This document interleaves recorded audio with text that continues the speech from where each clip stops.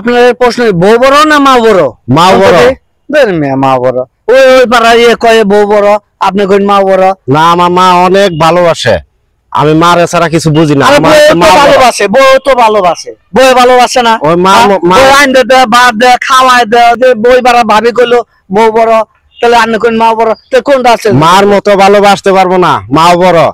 আমিও জানি না, আস্তায় যদি একটা ভাই পাই, ভাইয়ের কাছে জিজ্ঞাসা করবো। আমরা ভাই যে বাইরে প্রশ্ন করছি যে বউ বড় না মা বড়। আচ্ছা, মানে বয় কইতেছে যে মা বড়, আমি কইতেছি বউ বড়। এইটাই একটা সমস্যা। আচ্ছা ভাই, মা বড় না। আচ্ছা, তোমাদের এই ফাইসালা দিতে হবে। হ্যাঁ হ্যাঁ, এটার একটা ফাইসালা দিতে হবে। আচ্ছা, তুমি বলতেছো মা বড়, আর হ্যাঁ বলতেছে বউ বড়। আচ্ছা, খুব সুন্দর প্রশ্ন। ঘটনা হলো ভাই, তুমি কি আমি কি এই কি আমরা পুরুষ না? আমরা কিন্তু সমান। তাহলে মা কি মেয়ে না? বউ কি মেয়ে না?